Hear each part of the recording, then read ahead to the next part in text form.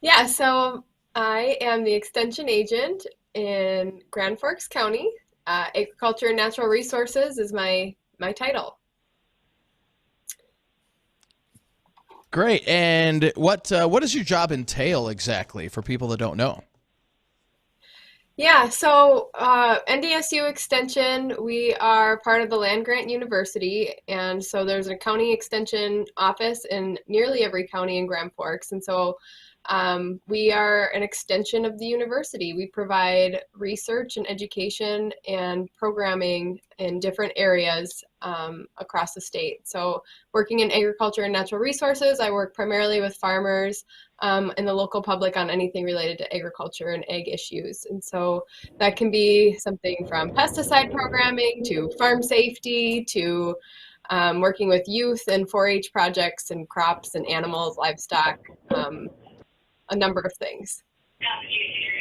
So, Katelyn, can you explain to me? You had something going on here when we were at the International Crop Expo in Grand Forks a couple weeks ago, and it had to do with farm and safety kits. And most farmers, we kind of laugh a little bit that the safety kit we have are blue shop towels and black electrical tape. Just wrap that up; it'll be fine, right? So, what can you tell us about the kits that you've been building for farm, and what might be going into those, and what was your reason for wanting to get those together? Sure. Yeah. So, like you just said, Bridget, we did put together some farm first aid kits. I do have the box here in front of me.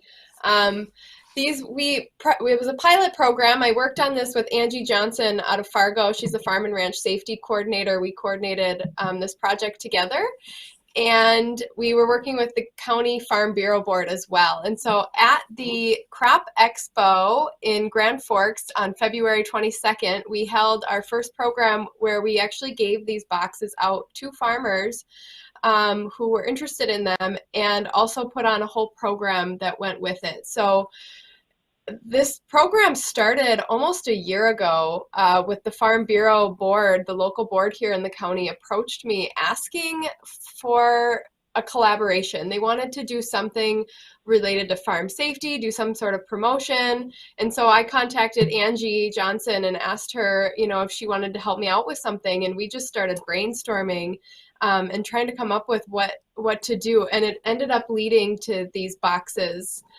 these farm safety kits. And so these were all of the items in here.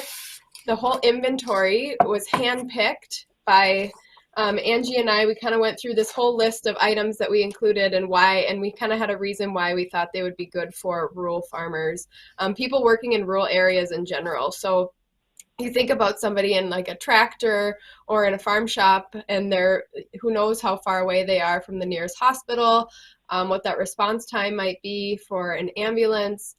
So just really being able to help themselves, or maybe somebody else who's on the farm with them who's had an incident, being able to help them respond in a timely manner. So the kits themselves, we've got a lot of different items in there, but we wanted to not just provide these kits and have just say, here you go, here's your farm safety kit.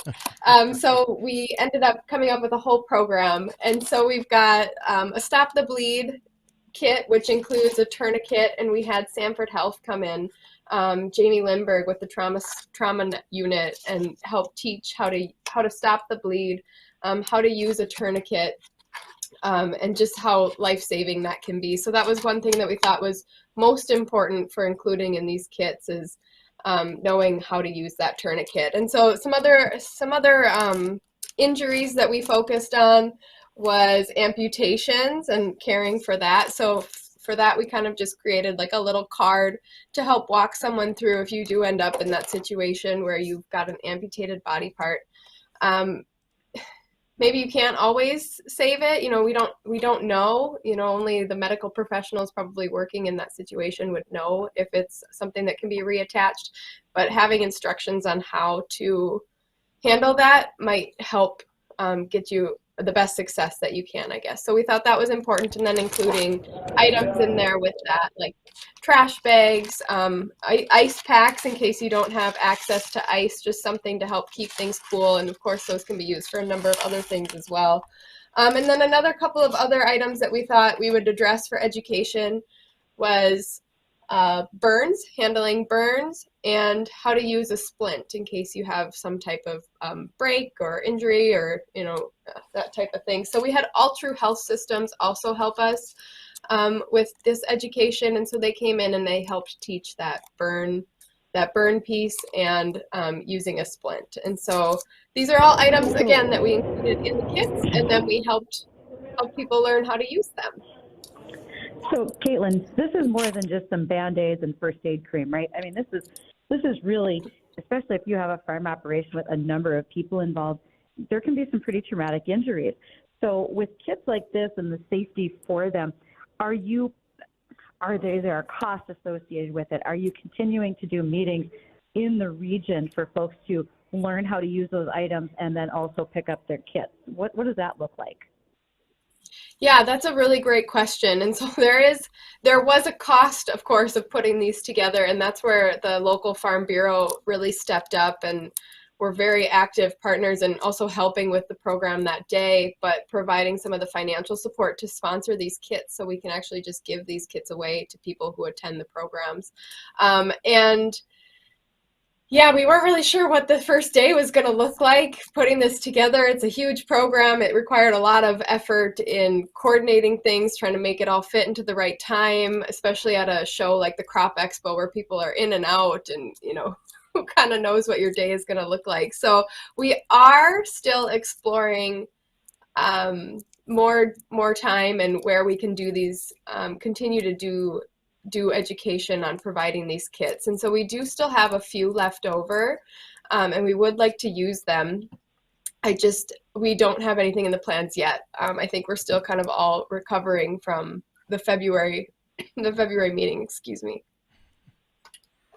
Well, like Sorry, Bridget was mentioning, oh no, that's fine. Like Bridget was mentioning, this isn't just Band-Aids and some other stuff in this kit. I mean, this is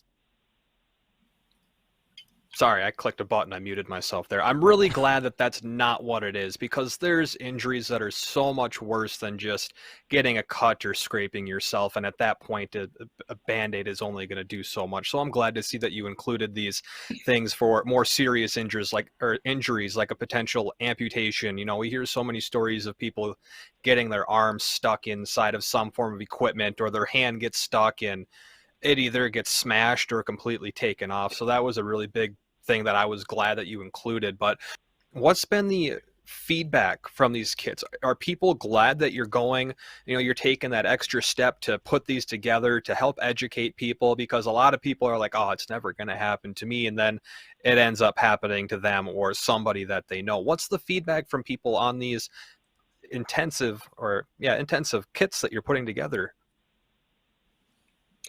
Yeah, that's a really good question. I'm glad you asked that. And you had asked before the break about people and if they've used these kits as well. And so the feedback that we got initially that day after the program was very positive, and more ideas on what we could include in the future if we did this again, including maybe some CPR training or something along those lines in with the training as well. So the first feedback we've gotten was very positive, and it wouldn't be an extension program if we didn't have some type of evaluation with it. But in this case, I think we were really intentional with what we put together for an evaluation. So we had asked each individual who gets a kit to fill out a contact sheet and then give us a short response on what they valued with the training. And so part of that is so that we can follow up with them maybe post-season and just ask, did they have to use those kits? And hopefully the answer isn't anything serious, but it helps us follow along and see if they did end up needing to use any of the kit contents. And then we also included in the kit an inventory log and a communication sheet. And we did that because we were hoping that would at least start sparking some conversation with other people on their farm. Most people aren't farming alone. They've got either family members or friends, neighbors, or somebody working with them. So sparking that conversation of what's in the kit and helping to teach others that kit is on their farm, what's in there, and maybe just a short lesson on how to use some of those things and what they maybe learned at the program. And Katelyn, should these kits be used on farm equipment in addition to the personal protective equipment? Yeah, absolutely. I mean, if there's ever, depending on what you're working with, you should always be using your personal protective equipment, um, whether that's chemicals and there's something that's required, or if you're just working around machinery and you have your closed-toed shoes and long sleeve shirt, or whatever's required for the task you're doing. And what kind of response have you had from the ag community? Are they like, we don't need this, we know what to do, or we already have, the first aid kits here. What's the response been? It's been very positive. I haven't heard a lot of people blow it off or anything.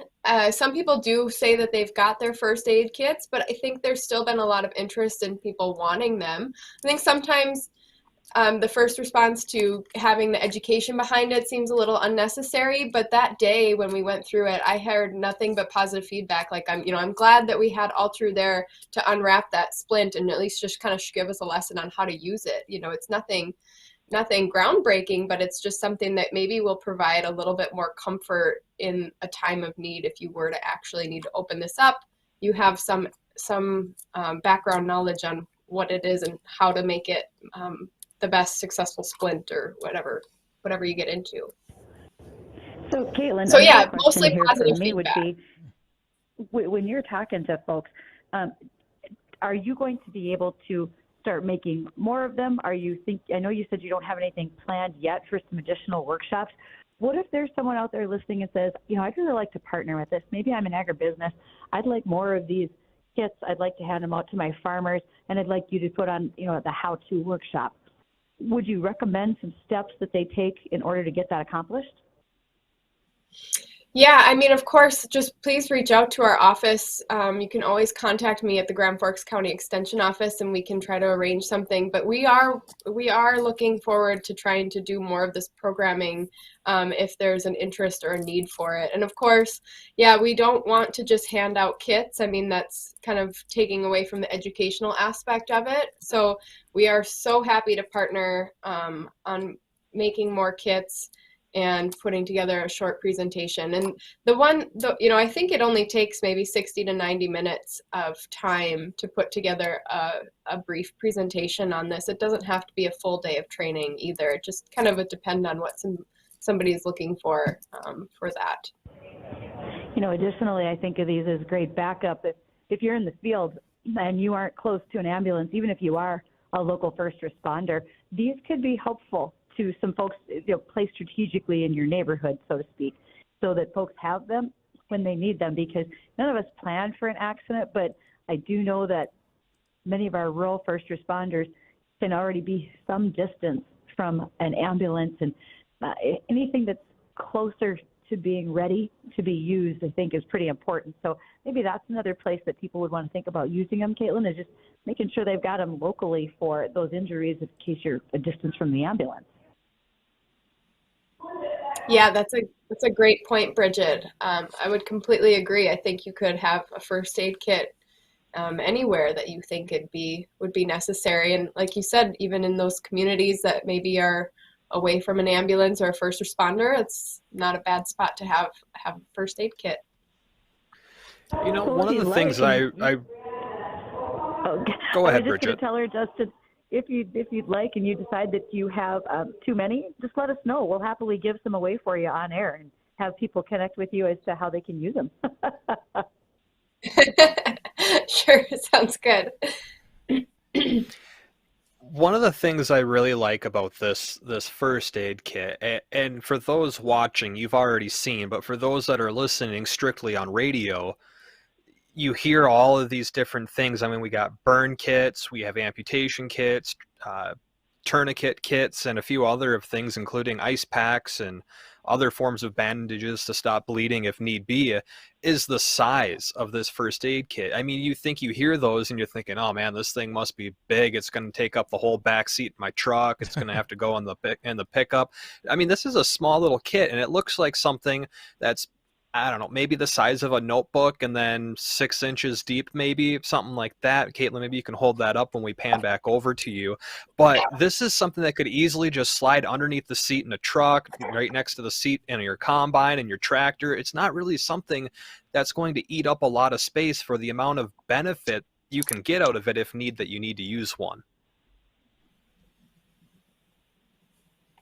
Yeah, you're exactly right. So yeah, these kits, they're about 9 by 9, and I think 3 inches depth. And if we were to do this again or make new kits, I think we would go for something slightly bigger.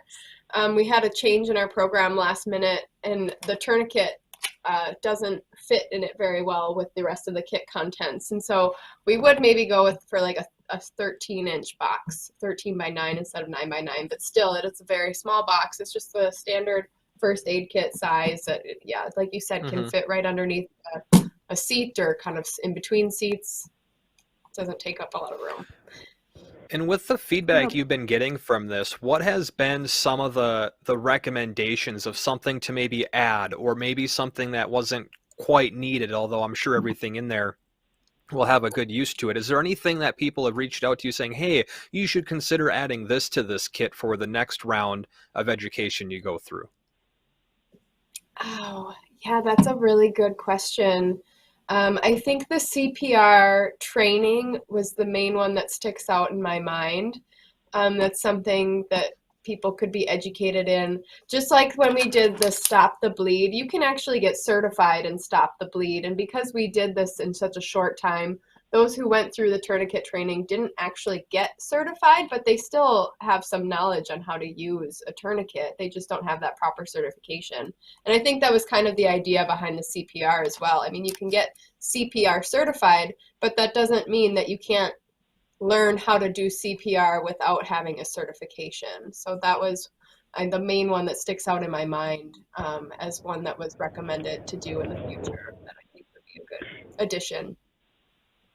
So, Katelyn, I've got two things to ask you. And one is, would you be willing to create a sheet for us that lists what's in the kit?